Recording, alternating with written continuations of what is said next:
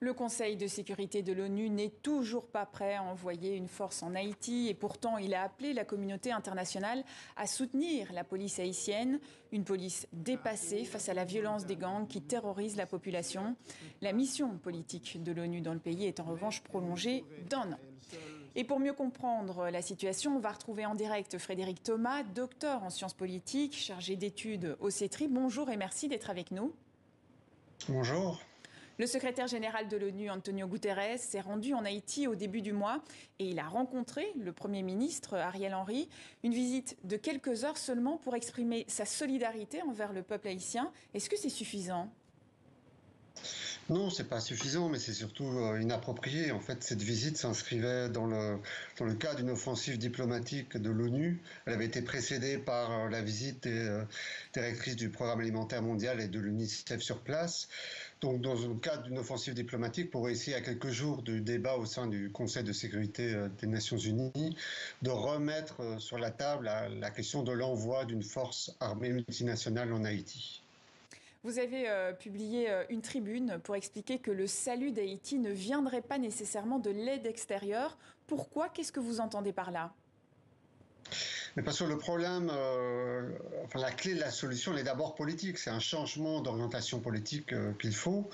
Et c'est paradoxal qu'on entend s'appuyer sur les acteurs à l'origine du problème, à savoir la classe politique et l'oligarchie haïtienne, en reproduisant les mêmes modalités d'action, à savoir les actions extérieures, pour résoudre un problème qui trouve justement ses racines dans ces acteurs, dans cette ingérence extérieure, alors même que sur la table depuis près de 2 ans maintenant, une alternative proposée par l'ensemble des acteurs de la société civile d'une transition de rupture. Mais malheureusement, on ne veut pas au niveau international de cette transition et on veut encore moins de cette rupture.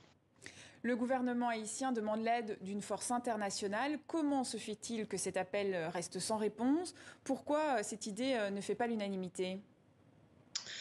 Alors, c'est d'une part parce que le Conseil de sécurité est divisé sur cette question, avec une opposition de la Russie et de la Chine, alors que le Washington pousse de tout son poids pour qu'il y ait cet envoi de force internationale. On sait aussi que cet appel est issu d'un gouvernement illégitime qui n'a pas été élu, qui représente plus la communauté internationale que les Haïtiens et Haïtiennes.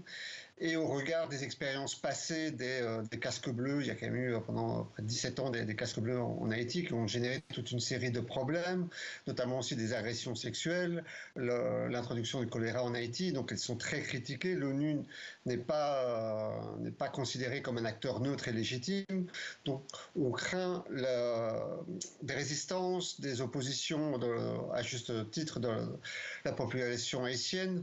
Et donc à ce jour, près de 9 mois après l'appel de ce gouvernement, il n'y a aucun pays qui est prêt à prendre le leadership de cette force multinationale. Comme vous le dites, la population n'est pas forcément favorable au déploiement de cette force internationale. Oui, mais parce que elle a le souvenir des expériences passées qui n'ont rien résolu en termes de solutions politiques. On reste dans une situation pire que par le passé.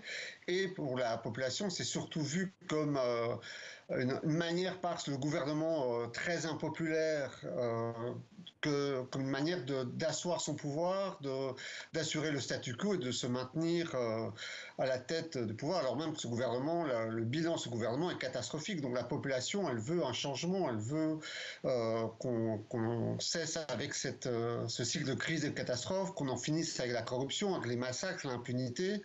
Or, pour cela, il faut d'abord qu'il y ait un changement politique. Or, l'intervention extérieure serait une manière d'assurer le statu quo et de mettre un couvercle sur toute cette soif de changement de la population haïtienne.